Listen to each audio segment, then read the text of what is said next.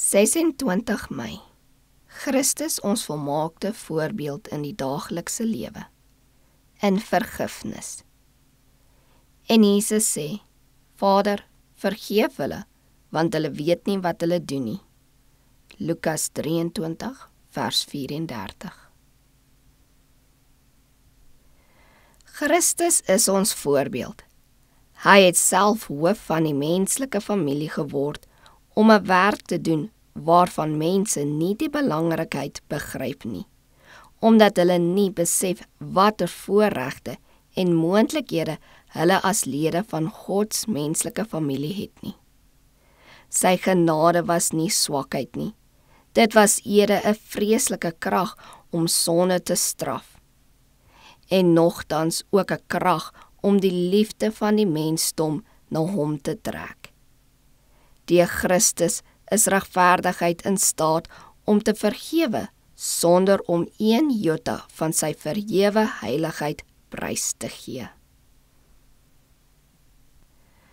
Christus het ons geleer om te bid. Vergeef ons skulde, soos ons ook ons skuldenaars vergewe. En toe sê hy verder, want as julle die mense hulle oortredinge vergewe, sal julle hemelse Vader julle ook vergewe. As iemand u te nagekom het, en te trots en hardnekkig is om te sê, ek het berou, sal u nie na die oortreder gaan en sê, ek het jou om Christus ontwil lief, en ek vergewe jou die onreg wat jy aan my gedoen het nie. Jesus sal so 'n liefdedaad sien en dit goedkeur. Soos u aan ander doen, sal dit aan u ook gedoen word. Ons moet jammerhartig en barmhartig wees teenoor diegene wat teen ons oortree het, ongeag of hulle foute bely.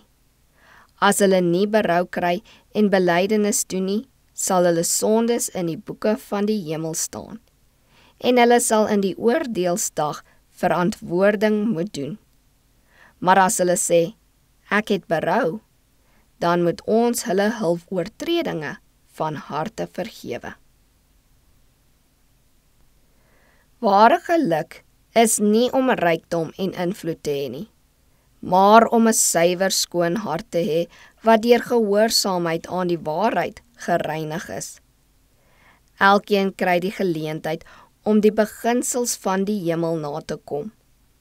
Om onreg te vergewe, nie om dit te wreek nie, is 'n bewys van die wysheid wat ware goedheid is. Christus gelyke liefde vir die mense deur wie die Here gewerk het, is 'n bewys van ware karakterverandering.